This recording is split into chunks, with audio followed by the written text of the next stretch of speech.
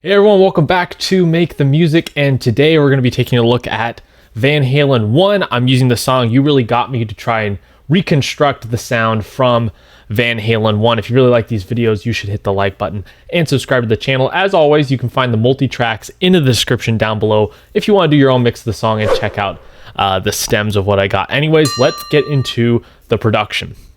Okay, so this is my session for Van Halen 1. I'm doing the song You Really Got Me. I'll do a quick 5-second playthrough just to give you context again of what we're working with. Girl, you really got me now. You got me so I don't know what I'm doing. This is a really interesting album because of some of the production techniques that were used by Ted Templeton. First off, the guitars. There's basically most of the album only one guitar, and it's panned left, and that's Eddie, of course. And then there's this reverb sound on the right, and then usually most of the crash and hi-hats are also panned right. So very interesting stereo feel to begin with. Definitely a unique production, not something that I'm used to doing, but I thought I got pretty close with the sound. I was pretty happy with it, but really revolutionary for the era.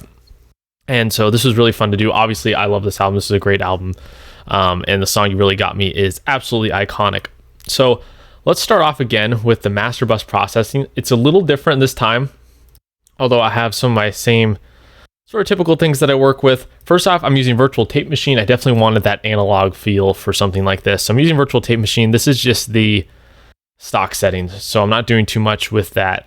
Just threw it on there, give it that analog feel, of course. And then we're going to Virtual Mix Rack, Virtual Mix Bus. I'm using the Neve console because I believe this is at Sunset Studios, and I think they have a Neve console there. I could be wrong, but I set it to Neve. It seemed to work. And then I'm using the Custom Series EQ. I do this a lot of the time just to boost some of the highs, some of the lows, add a little excitement to the overall mix. Stock Reaper EQ, I took out some low mids. The mix is not that beefy, and added some highs in there. Then the SSL compressor. This is doing 3 to 4 dB gain reduction. Here you'll be able to see it.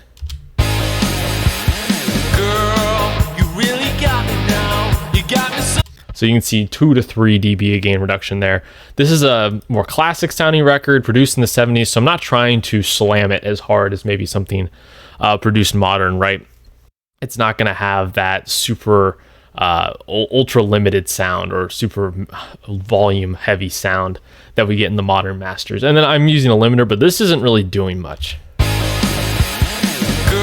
Doesn't look like it's doing much at all. I think I threw it on there during the tracking before I threw Ozone on. And this is Ozone with match. This actually just didn't have a lot of an impact. I got pretty close with the raw tracks, which was cool. The EQ is doing a little bit. I'll move the slider on and off. Girl, you really got me now. You got me so I don't know what. It's doing a little bit, but nothing too crazy really. So if I take off a lot of these plugins, this is the sound we get.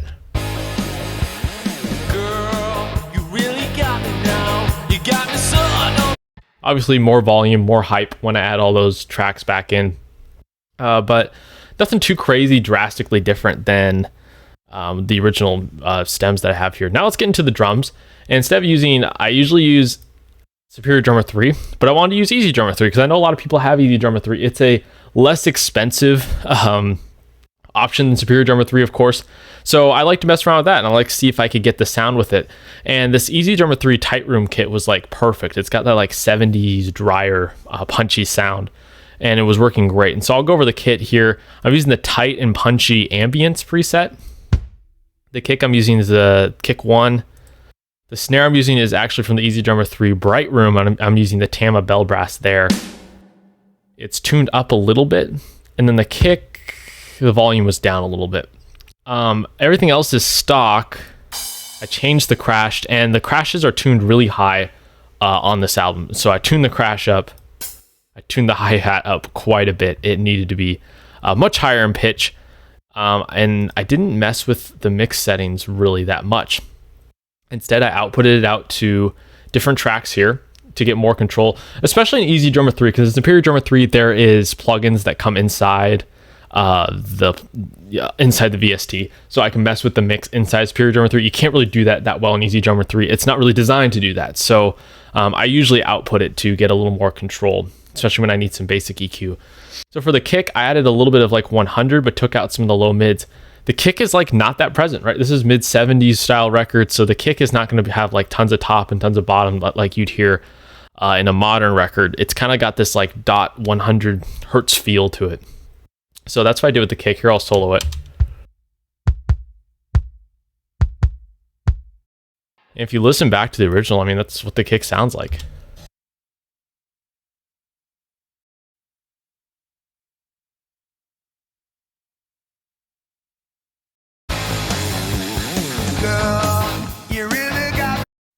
So that's what's going on with the kick drum. The snare, virtual mix rack, I'm gating it a little bit because you can tell the snare is gated on the original track. Then EQ, I'm actually taking a lot of stuff out. Like the snare is kind of almost thin sounding in a way. It's very unique. And then I added like some 3K there. And then also on the snare, I should go back to it, is CLA Epic. I'm adding a plate to it.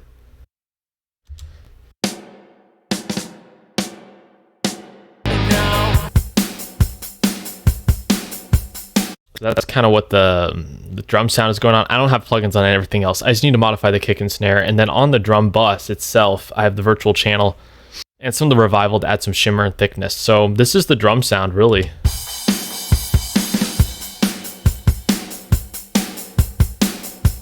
If you compare it to the track.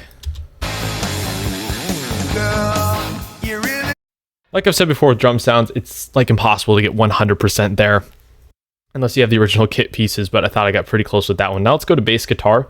I have DI and amp. This is pretty standard for me. My amp is a Van Halen bass patch that I've amp matched, but I do have a lot of DI in there as well, actually more DI. So the DI signal sounds like this.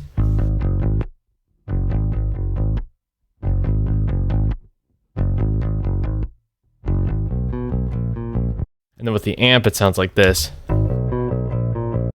The amp had like too much clank for some reason, and that's just part of the whole amp match situation with bias. Sometimes it doesn't come out perfect, but virtual channel, I'm using the London preamp. That's not really doing much.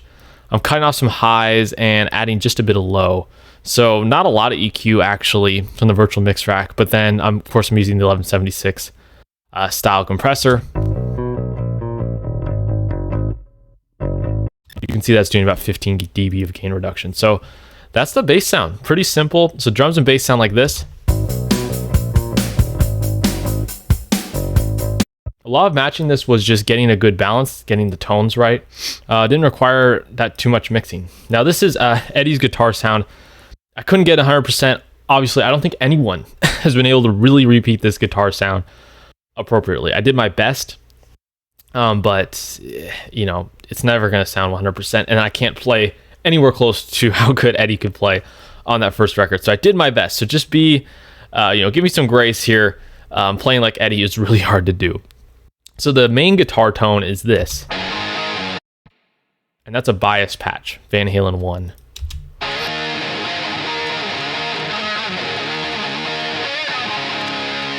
It sounds pretty close, not 100%. I've got a bias EQ, just taking out some highs there. But the main the magic of the guitar sound everyone knows is that there's a guitar tone and then there's a reverb, and it's panned all the way to the right. And it's like that for most of the record, aside from a few songs when a second guitar comes in.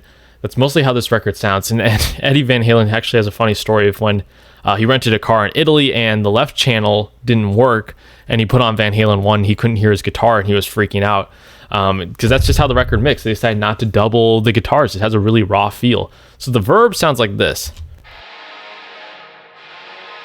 If you watch any Produce Like a Pro where he goes over how to recreate Van Halen 1, he actually goes into the chamber and how they did it. They had a very specific chamber. I got as close as I could. I'm using lustrous plates. This is the setting. I'm using the chrome plate. And it's pretty close.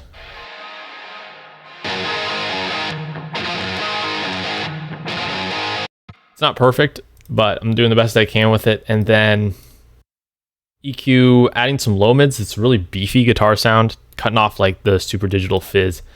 And the virtual mix rack, it's a little bit of EQ. So again, pretty subtle there. So the guitar sounds like this.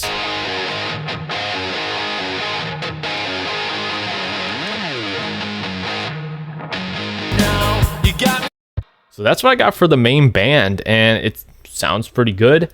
Now let's get to the vocals. This is really interesting. There's a lot of good layers here. So with the main vocal, On the bus, I have a whole bunch of stuff. I have Metatune. This is doing light, very, very light tuning. And that was just sort of to get the harmonies to intonate a little better. And this is very subtle doubling. So this plugin is very subtle. Virtual Mix Rack, I'm doing my on recording day style processing here. I think David Lee Roth sang into an SM7B for the record, if I'm not mistaken. It could have been an SM57, but I think it was SM7B. I'm doing a 1073 style preamp, the virtual channel, knee EQ into a distressor. So that's what that setup is there. Then I'm doing the CLA 76 blue channel. This is all stock settings, except I boosted the input a little bit. A de-esser. I'm limiting pretty heavily on the lead vocal. Here, I'll play this for you. Girl, you really got me now. You got me so I don't know what I'm doing. So up to 3 dB of limiting. And then CLA Epic really had that sort of, there's some delays, there's some reverbs, some plates. And if I felt like I got the vibe of the ambience I wanted. Girl, you really got. I'll mute the harmony real quick. Girl, you really got me now. You got me so I don't know what. So if I take the plugins off, it sounds like this. Girl, you really got me now. You got me so I don't know what I'm doing, yeah. If I put them all back on. Girl, you really got me. That's the main vocal bus, and going through the lead vocal is just another limiter, so I'm limiting it even more because I get much louder in the chorus parts. Now let's get into the harmonies. This was really fun to track, trying to recreate these Van Halen harmonies. From my understanding, they would do a root note, a third, and then a high octave. And the bassist, Michael Anthony, sang the high octave. I think Eddie was the root note, or maybe David was the root note, and then Alex was the third, I think is how they did it in the studio. I'm not 100% sure, but what I did is I just took that 3-part harmony and I just doubled each one and did subtle panning. It's not a super wide harmony if you like listen to the stems, but it ends up sounding like this. And it sounds really cool.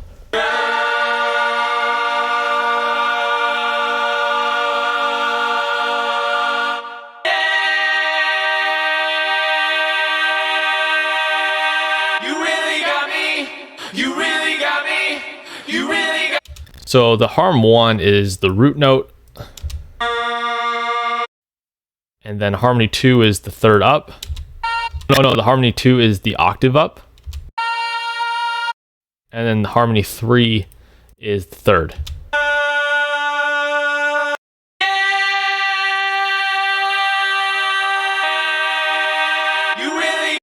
So combine that together. I mean, those are just classic, iconic Van Halen harmonies. I did the best I could to recreate it. If you do it all together. Oh yeah, you really got me now. Girl, you really got me now. You got me so I don't know what I'm doing, yeah. Oh yeah, you really got me. You really got me. Oh, you really got me. Oh. Although I'm no David Lee Roth, I thought I did a decent job with the vocal there as well. So that's breaking it down. Really simple sound. Van Halen 1. Not like crazy amounts of production like we get on the later albums, but still difficult. We still had to really match the tones with intention here. And I felt like I got pretty close with it. I'll let you be the judge of that. Thank you so much for watching. Please like and subscribe to the channel. Let me know, are there any other albums or songs you want me to cover in terms of sound matching? This has been a great series so far. And if you think you got a good challenge for me, let me know. I'll give you a full playthrough of the song here so you can hear what I've accomplished. And I'll see you guys next time.